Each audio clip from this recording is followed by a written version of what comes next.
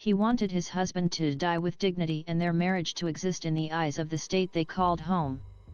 Nearly a decade ago, Jim Obergefell filed a lawsuit in his native Ohio to ensure his lawful marriage in Maryland to longtime partner John Arthur could never be erased.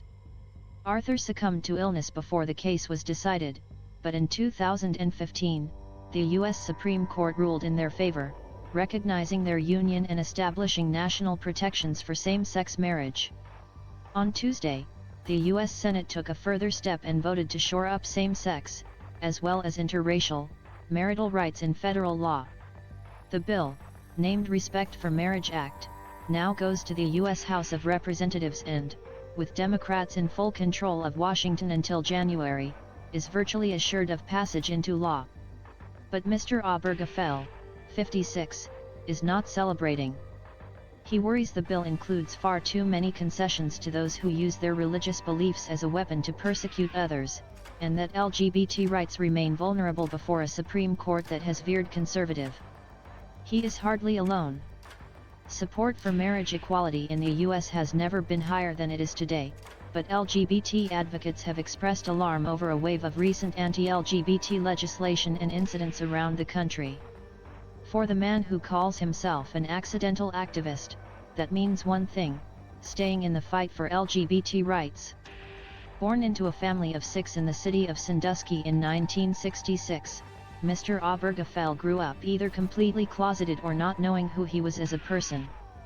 In college, the closet door cracked open, but I slammed it shut very quickly because it was the start of the AIDS crisis, he said. I thought if I kiss this boy on my floor I think is cute, I'm going to get AIDS and die. That was until, at age 26, he met John Arthur at a local watering hole. Arthur was so comfortable in his own skin that it scared the daylights out of him, but Mr. Obergefell would come out to his own family in the ensuing weeks. At a New Year's Eve party they attended together, only their third encounter, the pair began dating in what would become a 22-year relationship. They called it love at third sight. Arthur's 2011 diagnosis with amyotrophic lateral sclerosis, ALS, a neurodegenerative disease that affects nerve cells in the brain and spinal cord, changed everything, confining the 44-year-old to his bed and thrusting his partner into the role of full-time caregiver. The couple knew they did not have much time left together.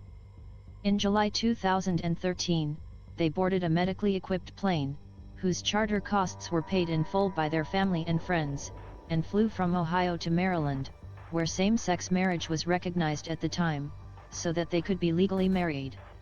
In a perfect world, I could have put him in his wheelchair and taken him 6 blocks to the county courthouse, but we couldn't. Parked on the tarmac in Baltimore, they held each other's hands and said I do. Only 5 others were present, 2 pilots, a nurse, a newspaper photographer and Mr. Obergefell's beloved Aunt Paulette Johnson, who officiated. Years ago, he claims, she told him, "You guys, in my mind, represent marriage better than any other couple I've ever known. So if you can ever get married, I want to be the one to do it." 5 days after their wedding, their attorney Al Gerhardstein came to visit, with a blank Ohio death certificate in hand. Given that the state did not recognize their marriage, he told them, Arthur's death certificate would say he was unmarried and would not list his surviving spouse. "We weren't willing to accept that," Mr. Obergefell told the BBC. "We wanted John to die a married man." While caring for his husband, he filed a lawsuit in federal court alleging discrimination in Ohio's marriage laws. Arthur died within 3 months of the court filing, but Mr. Obergefell kept fighting for the next 2 years, taking his case all the way up to the nation's highest court. In June 2015, the Supreme Court ruled, in a 5-4 majority, that his fundamental right to marry was guaranteed under the U.S. Constitution, establishing a landmark nationwide precedent. Mr. Obergefell remembers bursting into tears. "My first thought was, John, I miss you. I wish you were here. I wish you could know that our marriage can never be erased. And then it hit me that for the first time in my life as an out gay man, I felt like an equal American. In the 7 years that have passed since then, there have been other wins for the LGBT community, including the court barring workplace discrimination on the basis of sexual orientation and Mr. Obergefell's hometown of Sandusky passing non-discrimination protections. But progress has also been met with resistance. Wedding cake makers and other business owners have refused service to same-sex couples. Elected officials have declined to issue same-sex marriage licenses. And over half of U.S. states can still deny LGBT Americans housing, medical care and other services. The United Nations independent expert on sexual orientation and gender identity, Victor Madrigal-Borlase, who recently toured the U.S., has said that equality is not yet within reach and in many cases not within sight for much of the LGBT community. On the surface, you have the idea that LGBT people in the United States are enjoying this very peaceful existence in social and community life, said Mr. Madrigal-Borlase. Under that surface of inclusion and acceptance, you have powerful forces that are pulling them backward, and certain narratives that utilize religion as an excuse to exacerbate violence and discrimination. Mr. Madrigal-Borlase lauded the Biden administration as being willing and extremely supportive in combating anti-LGBT efforts but slammed several recent state and local measures as regressive. More than 300 bills viewed as anti-LGBT have been introduced across the country this year, according to the Human Rights Campaign, HRC, nonprofit. About half target transgender children, banning them from playing sports or receiving gender-affirming health care, while others include restricting LGBT education or banning LGBT-themed books. At least 25 bills have so far been enacted, in states where Republicans control the legislature.